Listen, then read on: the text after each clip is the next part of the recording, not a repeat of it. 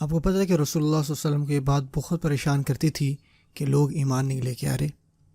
فَلَعَلَّكَ بَاخِعٌ نَفْسَكَ عَلَىٰ آثَارِهِمْ إِن لَّمْ يُؤْمِنُوا بِهَٰذَا الْحَدِيثِ أَسَفًا. آپ کو پتہ ہے کہ ہر نبی پر ایک ذمہ داری ہوتی ہے، ایک پریشر ہوتا ہے، اور یہ دباؤ ہر نبی پر تھا، کیونکہ ان کو پتہ تھا کہ اگر لوگ ایمان نہیں لائے تو کیا ہوگا، اللہ کا عذاب آئے گا. اور یہ وہ لوگ ہیں جن کو وہ محبت کرتے تھے، اور یہ محبت فطرتاً ان کے دل میں تھی، اور وہ ساروں سے کرتے ہیں. آپ صلی اللہ علیہ وسلم ان لوگوں سے محبت کرتے تھے جن کو وہ دعوت دیتے تھے، چاہے جن کو دعوت دے رہے ہیں وہ آپ صلی اللہ علیہ وسلم سے نفرت کریں. آپ صلی اللہ علیہ وسلم سے نفرت نہیں کرتے تھے. ایسا نہیں ہو سکتا آپ نفرت بھی کریں اور پرواہ بھی کریں اور ان کو دعوت بھی دیں. جو دعویٰ ہے نا، آپ کہہ سکتے ہیں یہ انتہائی محبت والا عمل ہے، اس میں ہے ہی دعوت.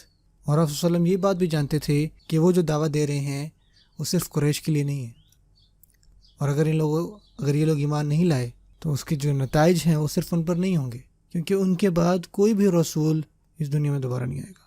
تو وہ پریشر تھا، وہ ایسا تھا جو تمام انبیاء سے زیادہ تھا علیہ الصلوۃ والسلام. یہ پریشر ایک قوم کا نہیں تھا کہ اگر وہ ایمان نہ لائی تو، یہ پریشر تھا تمام انسانیت کا، تمام بر اعظموں کا، تمام نسلوں کا، کہ وہ نہ گمراہ ہو جائیں.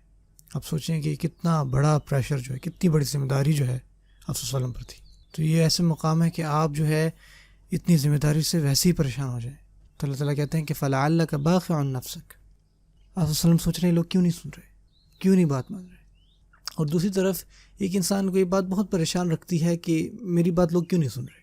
آپ کو پتہ ہے ہم میں سے اکثر جو ہیں، ہمیں اکثر یہ پریشر ہوتا ہے کہ ہم جو ہے اپنے والدین کو دعوت دیں اگر وہ ٹھیک کام نہیں کر رہے، والد کو بتائیں، والدہ کو بتائیں، دوست کو بتائیں، اور یہ بات آپ کو انتہائی پریشان کرتی ہے. آپ کو اس بات کا دکھ رہتا ہے کہ یار کیا بنے گا، اور یہ چیز آپ کو اندر ہی اندر کھائی جاتی ہے، اور یہ اتنی زیادہ ہوتی ہے کہ انسان ویسے ہی جو ہے پاگل ہو جائے. تو آپ اس میں کیسے بات کریں گے کہ آپ دکھ سے ہی بندہ پریشان ہو جائے. تو اس کا جواب ہے وَقُلْ الْحَقُّ مِنْ رَبِّكُمْ فَمَنْ شَاءَ فَلْيُؤْمِنْ وَمَنْ شَاءَ فَلْيَكْفُرْ. کہہ دو جو حق ہے نا وہ تمہارے رب کی طرف سے، تو جو چاہے وہ ایمان لے آئے، تو جو چاہے وہ کفر کرے. آپ کے ہاتھ میں کوئی کنٹرول نہیں ہے، وہ لوگ اپنے ڈیسیجن خود لیں گے. آپ اس بات کو ہضم کر لیں. اللہ تعالیٰ یہ نہیں کہتے کہ الحق من ربکم، اللہ تعالیٰ کہ قل الحق من ربکم.